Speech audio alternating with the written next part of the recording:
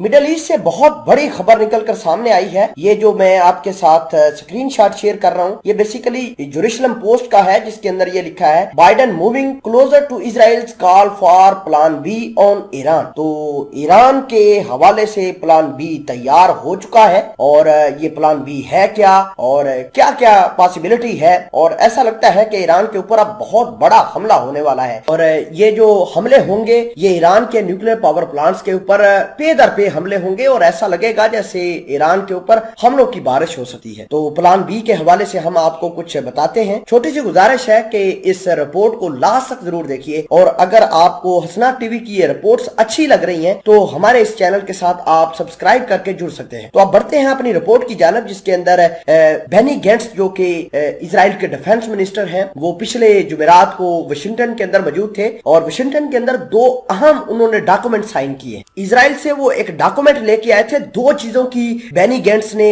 Approval ली है। एक document उन्होंने मिलकर साइन किया है अमेरिका के डिफेंस सेक्रेटरी लॉयड ऑस्टिन के साथ, और दूसरा डॉक्यूमेंट उन्होंने साइन किया है एंटोनी ब्लिंकन जो कि अमेरिका के सेक्रेटरी स्टेट है। तो इन दोनों डॉक्यूमेंट्स के अंदर एक चीज कॉमन थी, वो ये कि इजराइल का मफाद सुपरियरिटी की बुनियाद पर हल किया गया है। एक जो लॉयड ऑस्टिन के साथ डॉक्यूमेंट साइन हुआ है, उसके अंदर यह लिखा था कि अमेरिका हर तरीके से इजराइल की मदद करेगा, इजराइल को कोई नहीं पूछेगा कि वो जहां पर जाए ईरान के ऊपर हमला कर दे। अमेरिका वियना टॉक्स को, ईरान के न्यूक्लियर डील को, सब कुछ भूल जाएगा, सब कुछ दुनिया की हर चीज को भूल जाएगा। सिर्फ उसके लिए सिर्फ एक चीज जो है वो अच्छी होगी, एक चीज उसके लिए वो सुपरमेट होगी, वो ये होगा कि इजराइल सिर्फ और सिर्फ ईरान को हिट करे। ये तो लॉयड ऑस्टिन के साथ बेनी गेंट्स ने डील साइन कर ली है, जिसके लिए अमेरिका उसको फंड भी देगा, अमेरिका उसको हथियार भी देगा। 1.6 बिलियन डॉलर का जो बजट बनाया है इजराइल ने ईरान को तबाह करने के लिए, उसमें तकरीबन 70 to 75% जो